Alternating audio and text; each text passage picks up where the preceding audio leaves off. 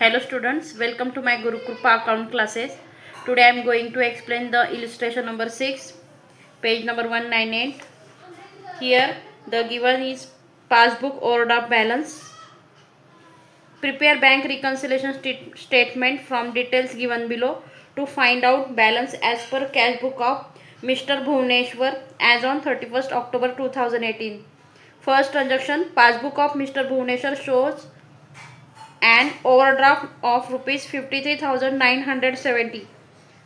Here this is the overdraft which is passbook debit side. आता इथं बघा आपल्याला पासबुकचं काय दिलाय, बॅलन्स दिलाय, पण तो पॉझिटिव्ह बॅलन्स नाही दिलेला, निगेटिव्ह दिलाय. निगेटिव्ह का, तर हा ओव्हरड्राफ्ट आहे, म्हणजे ही लॅबिलिटी आहे जे देणं बाकी असतं. मग हा पासबुकचा म्हणजे समजा मागच्या वर्षी पासबुकचं लॅबिलिटी देणं जास्त होतं आणि आपलं ते देणं बाकी आहे ते आपण ह्या पुन्हा महिन्यात किंवा ह्या वर्षी कंटिन्यू केलेलं असतं अकाउंटला. मग हा ओव्हरड्राफ्टचा बॅलन्स घ्यायचा आहे पासबुकच्या डेबिटला.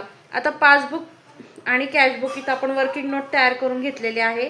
आता इथं पेमेंट साईडला इकडं कॅशबुकला रिसिट असतं, पण ह्याचं उलटं असतं, म्हणून पेमेंट साईडला ओव्हरड्राफ्ट घेणार आहोत आपण.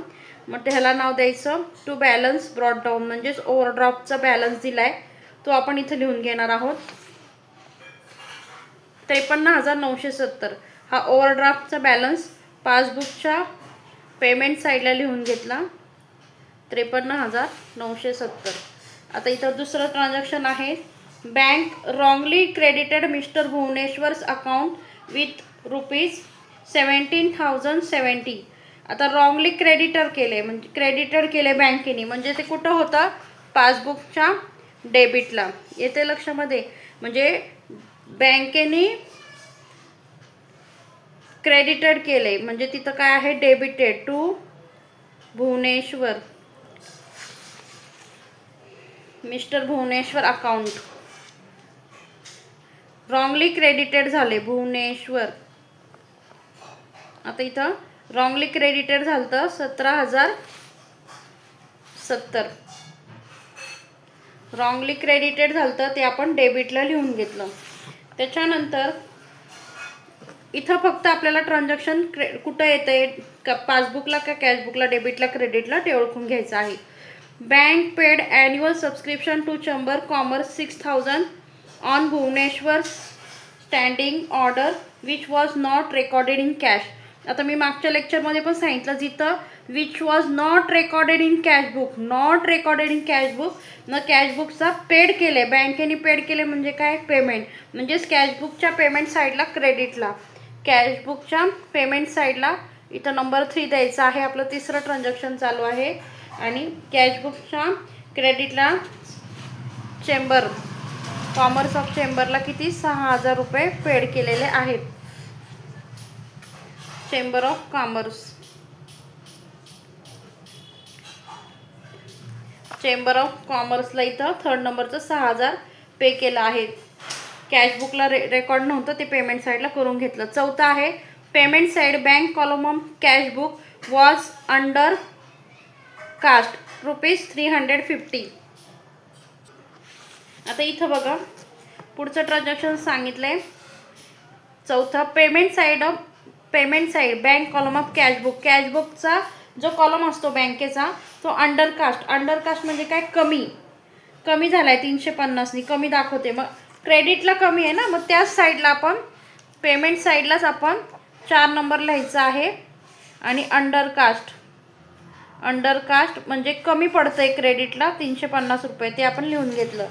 त्याच्यानंतर पाचवा, interest on overdraft charge by bank, बँकेने इंटरेस्ट चार्ज केलाय किती, 1,530, हा बँकेने केलाय. मग आपण कॅशबुकला दाखवला का नाही, मग कॅशबुकच्या क्रेडिटला म्हणजेच पेमेंट साईडला बँक चार्जेस दिलेला आहे, म्हणजेच आपण पेमेंट कॅश कमी झाली, बँकेने दाखवलं पण पासबुकमध्ये दाखवायचं राहिला, म्हणून बँक चार्जेसचं पेमेंट केलंय. अमाऊंट आहे 1,530 हे कॅशबुकला लिहून घेतलं.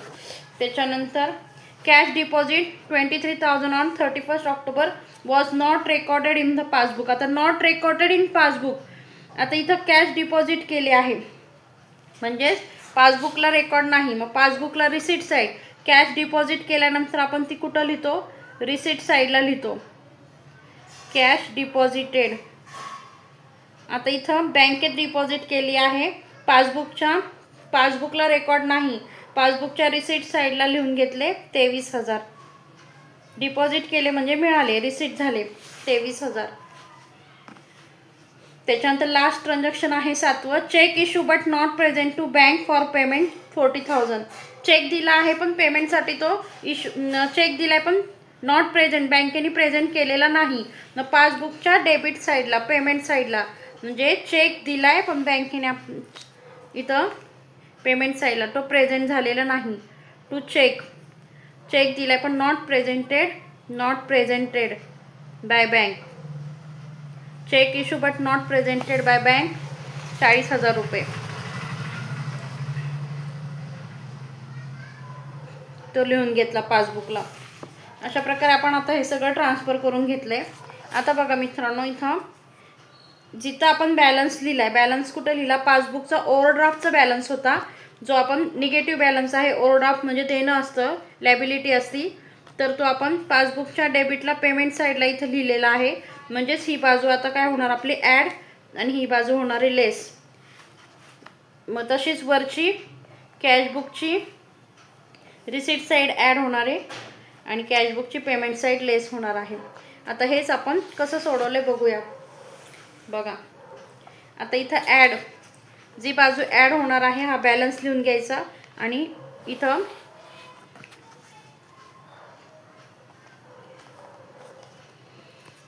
Bank overdraft as per passbook दिला आहे 53,970. त्याच्यानंतर आपलं 17,070चं ट्रान्झॅक्शन सेकंड नंबरचं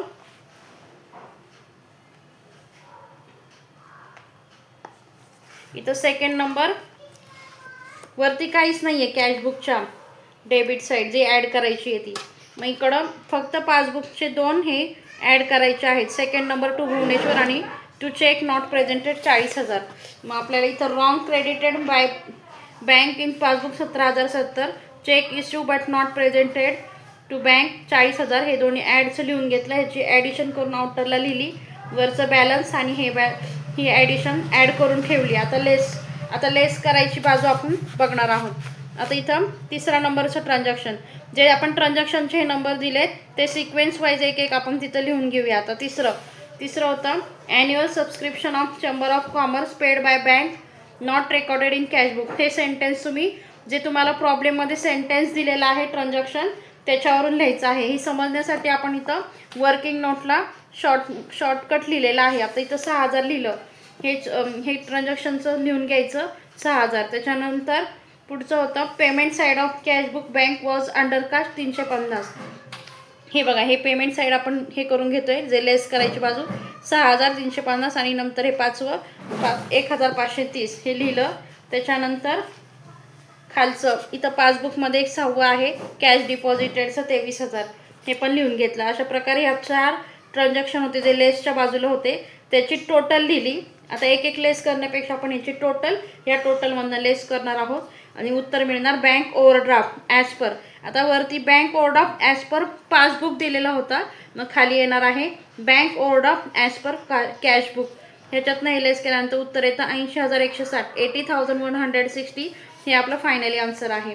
मित्रांनो इथं तुम्हाला वर्किंग नोट करणं खूप गरजेचं आहे आणि वर्किंग नोट केल्यानंतरच आपल्याला जिथं बॅलन्स लिहिलेला होता आपण ती बाजू काय करायची ॲड करायची. तशीच वरची सुद्धा कॅशबुकची, म्हणजे इथं डेबिटला ॲड आहे तर वरचं पण डेबिट ॲड होणार, क्रेडिट लेस आणि ॲड आणि लेस बॅलन्स लिहून ॲड आणि लेसचं ट्रान्झॅक्शन लिहून घ्यायचं, अमाऊंट लिहून घ्यायच्या, मग आपल्याला फायनली उत्तर मिळतं.